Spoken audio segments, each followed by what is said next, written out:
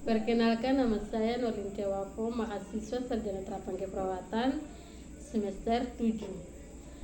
Di sini saya akan menjelaskan tentang yang pertama, apa itu epidemiologi, yang kedua, bentuk model epidemiologi, ada apa saja, dan jelaskan masing-masing modelnya, kemudian kaitkan dengan kasus penyakit. Dan yang ketiga, masa perjalanan patogenesis sehingga sampai terkena penyakit dan tahap akhirnya dari terkena penyakit selanjutnya seperti apa. Kemudian saya akan jelaskan yang pertama, apa itu epidemiologi. Epidemiologi adalah ilmu yang mempelajari pola distribusi dan determinan dari masalah kesehatan atau penyakit pada populasi tertentu, serta menerapkan pengetahuan tersebut untuk mengendalikan masalah kesehatan dalam konteks mencegah dan mengendalikan penyebaran penyakit melalui pengumpulan data, analisis, dan penerapan intervensi yang efektif. Yang kedua, bentuk model epidemiologi. Ada beberapa model epidemiologi yang digunakan untuk memahami dan memprediksi penyebaran penyakit. Berikut adalah beberapa metode utama. Yang pertama, model epidemiologi deskriptif.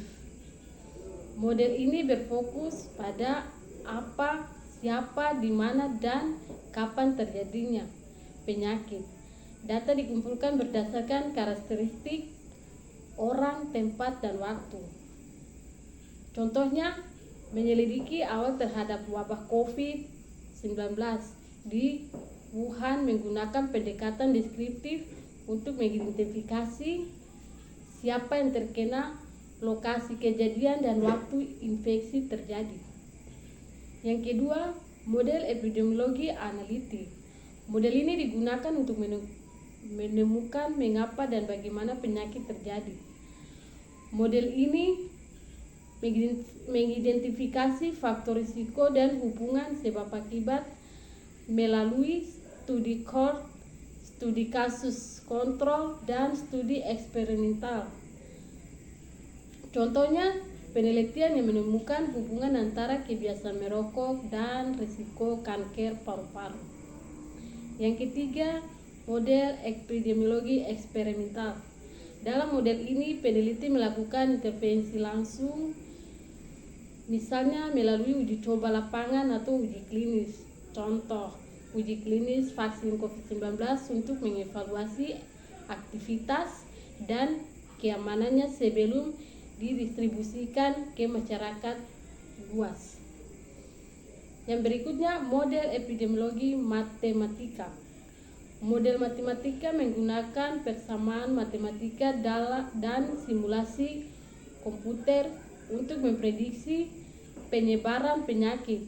Contohnya adalah model SIR atau Split Intrusion Recovery yang memprediksi jumlah orang yang rentan terinfeksi dan sembuh dari suatu penyakit.